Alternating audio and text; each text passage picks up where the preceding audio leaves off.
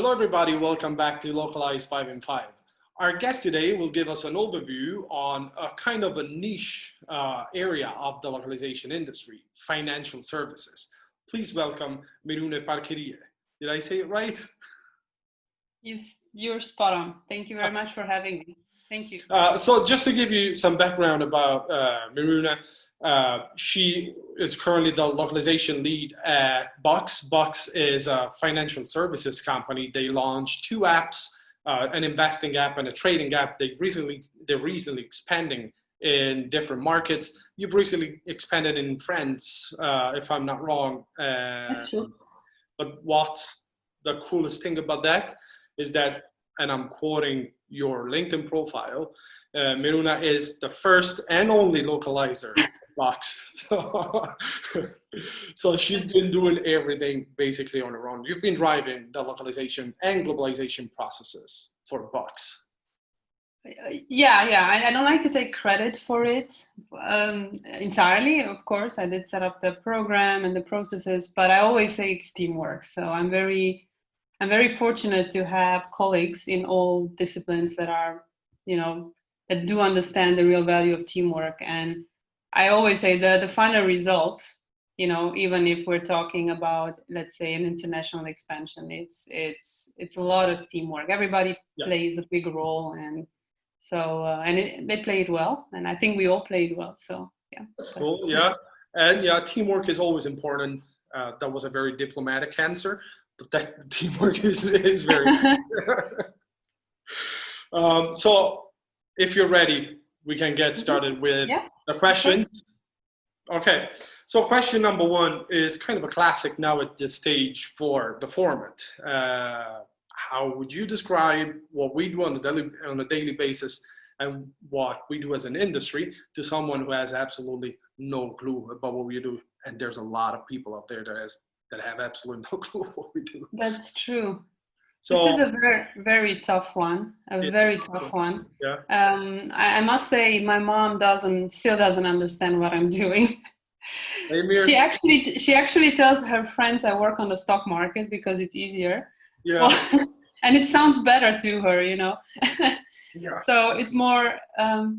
But I think, and many people, when they hear it, they go like, oh, is it in transport or what is it? It has to do something with cars, to localize something, find it. It really depends on the audience, I think and their background, I might find myself with people that are more, corporate or already in the startup world, and then I can adjust my discourse, or with people like my mother from a different generation and different background. So generally, I say that localization is really important to ensure the success of a certain product in foreign markets.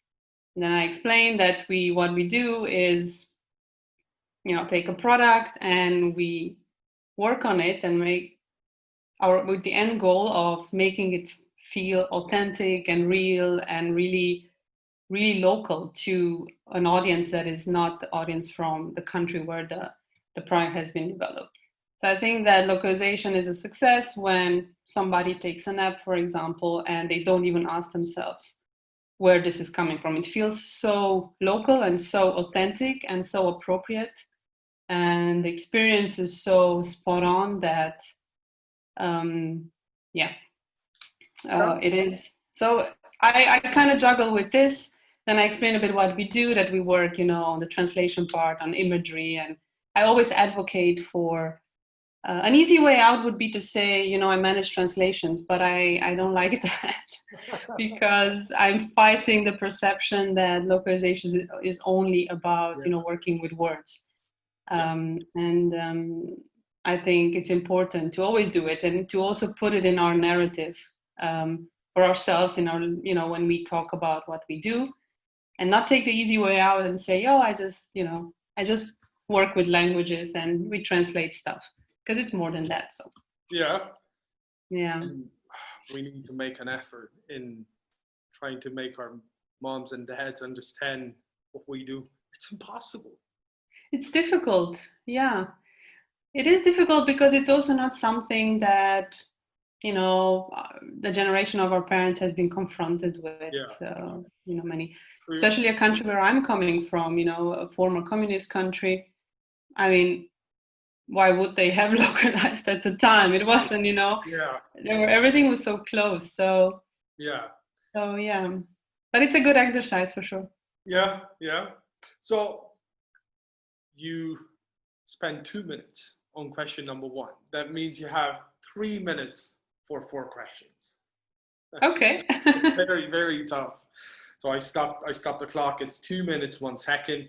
And I would just move to question number 2, which is the more personal one. What's your story? How did you get started in the industry? Yeah. The timer starts now. Actually, as many of my peers, as far as I heard, I kind of landed in localization by accident. I started at Bucks in customer support. I had a link with the international markets because I was managing the German speaking markets. And at one point, we realized, we should do more. You know, I mean, we just translate and we have the app in German and in Dutch and in English, but there's more to this than just, you know, having somebody who just plays around with the words. They created the role for me because I showed interest in learning about this and kind of making it happen. In all honesty, I'm not ashamed to say it, I had to Google localization and that's how my journey started. That was a few years back, and I took it from zero, and together with the help of many of my peers that were willing to just have a chat via LinkedIn, or people here in Amsterdam who agreed to have a coffee or a dinner and that were in the industry for a long time. I managed to learn about it pretty quickly, and also to set up processes for Bucks and create a program around what we wanted to do. And the rest is history, and I love it. I think it's amazing. I really enjoy the localization world. I enjoy the people that I work with beyond my company. I mean, I enjoy having this chat with you, or generally, I think I've always had a passion for foreign languages or foreign cultures, and I think that life always kind of brings you on the right path. And I've dabbled in other industries that never really made me happy. And I always ask myself, okay, when will I be able to work in an industry that kind of combines my love for, foreign languages and foreign cultures and, foreign experiences with something practical. Yeah. So, cool. So that's how it started. Yeah, more or less. So it's always like you basically start from scratch, and you have to create your own position from scratch. So it's always fascinating. It's a cool story. Yeah. But what are we gonna do now? You only have 30 seconds left. Okay. Any question? So you have an average of 10 seconds per answer. Okay. Well. The next 3 questions are kind of tough. So I'm not sure if we can. Maybe you'll give me a bit more time, huh? We'll see if that's possible. I'll move on to question number 3. Okay. It's more into what you do on a daily basis, and I think it's interesting because the financial area of localization has changed a lot through the years. Because normally, when I started 12 years ago, if you thought about financial localization, the first reaction was boring numbers. But it's not like that. It's absolutely not like that at all. So there's kind of a misconception about the financial localization being numbers and huge spreadsheets and counting and this kind of stuff. It is not. The world has changed, and the financial services have changed a lot. It's more than just numbers. Can you tell us a bit more about this area that is actually, I was actually saying niche. It's not niche, it's huge. It's huge. That was my mistake, absolutely. So can you tell us a bit more? Why do you think there's a misconception, and why is it so cool and important at this stage? I don't know why there was a misconception necessarily. I think it really depends on the brand you're working on. You know, the brand can be really, it depends what you want to achieve with that particular product and with the brand, then the brand you construct around it.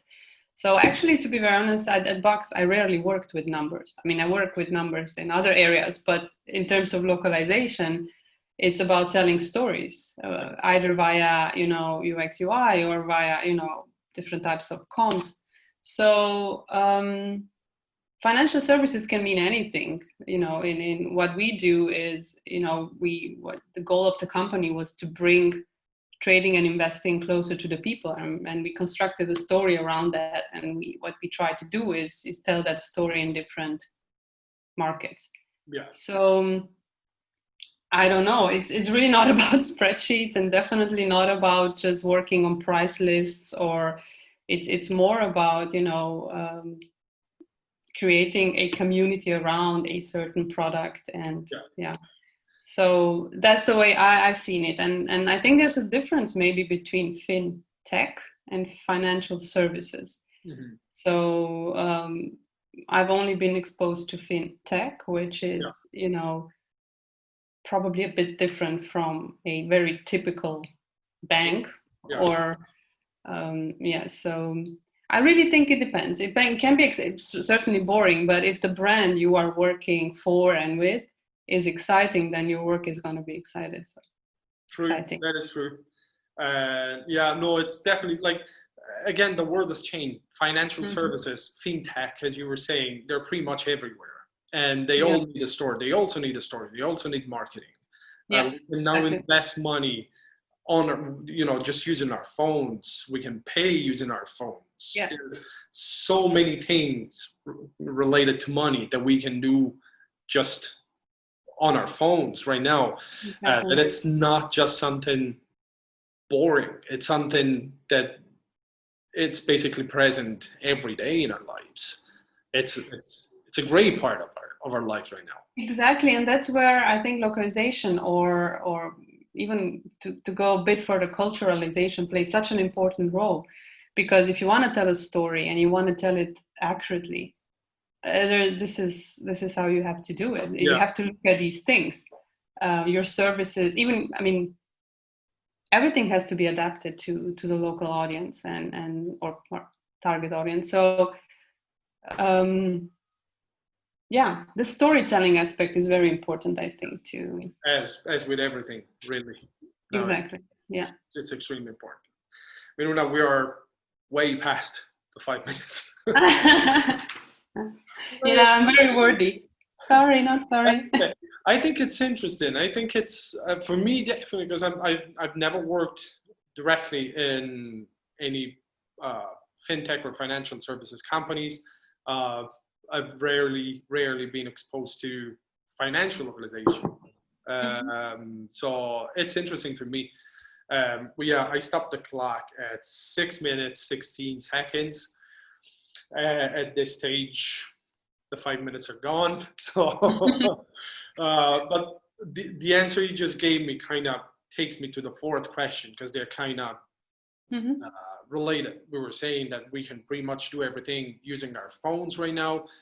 And maybe another misconception in our industry is that localization is all about translating documents, and it's documentation, it's words, it's marketing, so it's flashy, but there's more to it. There's probably a big part that is not, I'm not going to say ignored, but it's not as important to someone as documents and regular translation, standard translation, which is UI and UX. Oh, yeah. They are extremely important right now, yet they don't get recognized as so important when it comes to localization. Can you tell us why they're so important? They're definitely very, very important for the kind of services you give in your industry, but generally they're super, super important right now. why do you think they're not so like the role they have is not so recognized, and why are they so important? There's no time. I think I think there's generally a disconnect between the different disciplines when in product development.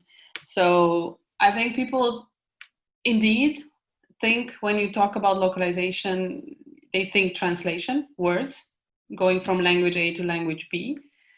That's why, again, it is very important, to change the narrative. But it is not only that UX and UI are important, they're crucial. I don't think you can I don't think you can work on localization without collaborating with design, with the product owner, with development, with business. I think it's like a puzzle where every piece is important. The definition of done should include all these aspects. And localization people always have this battle to fight to kind of make sure the localization is not an afterthought, so that it gets included at the conceptual stage. So it's not about translating, it's not about localizing necessarily, but it's more like creating an international user experience. Yeah. And the more you think about these things at an early stage, then the outcome is going to be of a certain value or not. So the misconception is there because many people think maybe or regard localization as purely translation, and as we know, it goes beyond that. So localization is UX in the end, right? Everything is UX, everything is user experience, and the tools that a designer has. And when I say tools, I don't talk about like tools as in a tool on your computer or whatever, but more like the tools that they have should also apply to localization, So, but there's more and more a shift into the right direction. Many people talk about it. Many people write amazing stuff on LinkedIn. I read every week an article where people stop talking about, they talk about international user experience. They talk about research, that is being done so that, in support of better localized products. So, I think. I think really to sum it up, you just said something extremely important there. User experience is everything. User experience should be the first thing there. And then everything else comes after. No one's going to use an app. No one's going to use a website that offers a terrible user experience, that it's not user-friendly. No one's going to get near that. And localization plays a big part into making that strategy extremely successful. So I'm glad, as you said, there's a shift. There's a lot more content shared on LinkedIn. There's a lot more awareness about this particular issue. I do still feel, however, that when we go and check who's reading and who's commenting those entries, those posts on LinkedIn, it's always us in the industry. There's rarely someone from the outside. So hopefully it will keep growing. I think we need to talk about it too, and take steps in our line of work. Well, if you with your company or me, in the company where I work, to, I am very fortunate to have people around me that have this awareness, They're coming from backgrounds where, they were exposed to this and they understand that.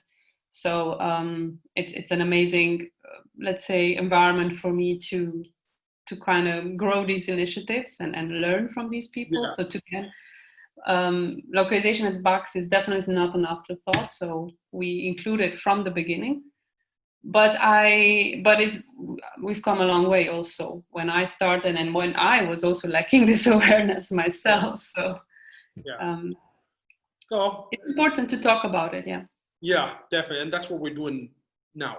Exactly. Yeah, exactly. We're just playing a little part, obviously. I don't know what kind of reach we're going to have with this, but we're definitely trying to at least raise the issue and talk about it. So That's kind of the aim of this format. Hopefully a lot of people will listen to us. I'm sure they will, and also no effort is in vain.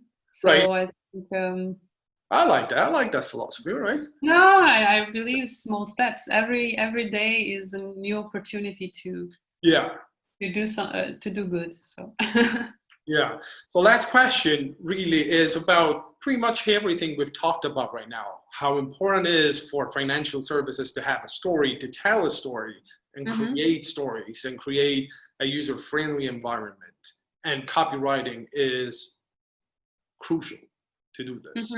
You are involved in copywriting right now in Box.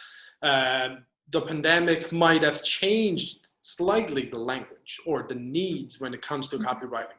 What's your opinion on this? How do you find it in your line of work right now, in your daily work with Box, when it comes to creating a story and doing copywriting? Has it changed much since the beginning of the pandemic? What's your opinion? Not much has changed at Box. I think we've stayed true to our style, to our voice, to the way we present ourselves as a brand. The only difference is that, of course, you have to be a bit more mindful when it comes to a dramatic situation. Box has been among the fortunate companies that were not impacted by the pandemic, but we were in the camp of the people of the companies that we didn't have immense successes, but we could keep going and go in a healthy way. Trading and investing builds a lot on market volatility. It's a fact. I don't know if it's good or bad. It's just a fact, and this is beneficial to our business. So what we try to do is, again, to be a bit more mindful and not flash it. Not be flashy in terms of. In the end, it's a horrible situation for the world. We've all been impacted personally in a way or another as humans.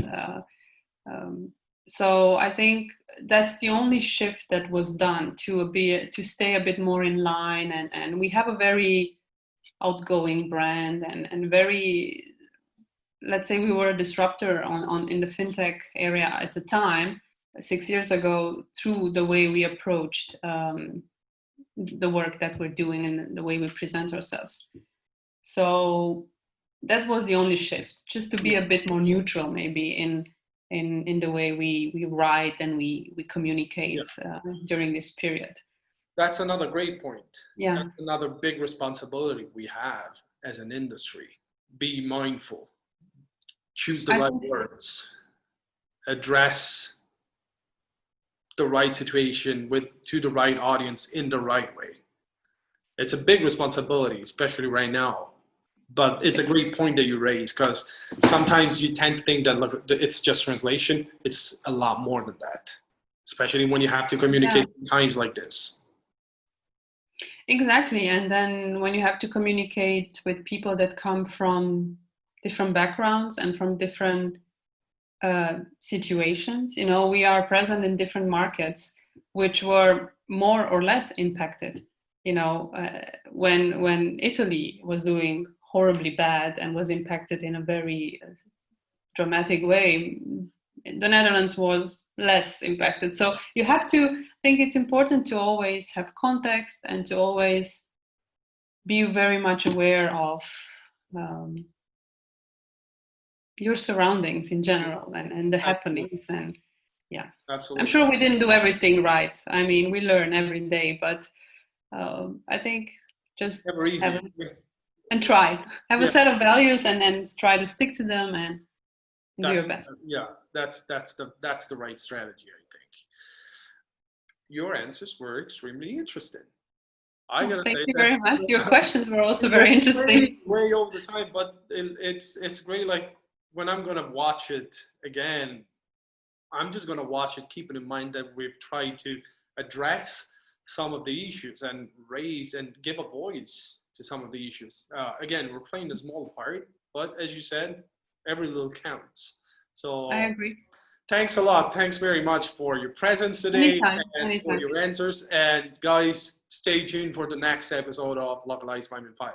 Thanks, Miruna. Bye. Bye-bye. Thank you. Bye.